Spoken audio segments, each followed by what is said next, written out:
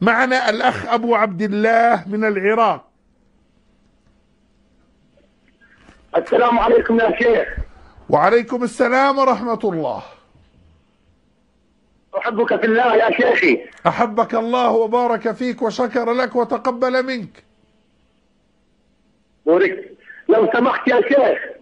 تفضل. قبل شوية سئلت عن القنوت في صلاة الفجر. نعم. وأجبت مشكورا بارك الله فيك. نعم. وأنت كذلك. ودي أسأل ما حكم من يصلي خلف الإمام؟ هل يتبع الإمام بهذا القنوت أم يمتنع؟ نعم، هذا سؤال جيد.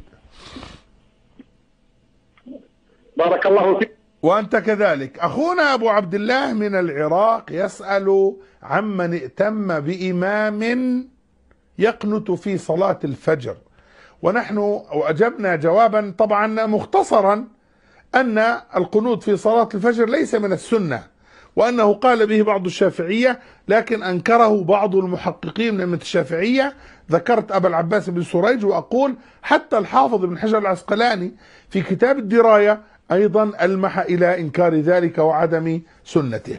يسأل أخونا أبو عبد الله يقول المؤتم بهذا الإمام ماذا يفعل؟ هل يقنت بقنوته أم لا يفعل؟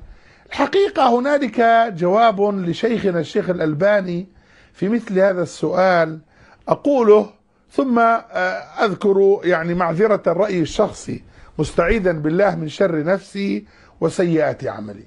شيخنا الشيخ الألباني رحمه الله يقول إذا كان هذا الإمام مجتهدا في معرفة الحق ويظن أن هذا هو السنة، لم يكن مقلدا ولا متعصبا ولا جاهلا، للأسف يوجد بعض الأئمة لا يجد عملا فيشتغل إماما دون أهلية.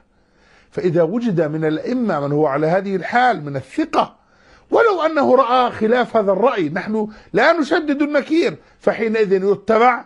وأما إذا خالف، إذا كان ممن ليس ذا أهلية فإنه لا يتبع.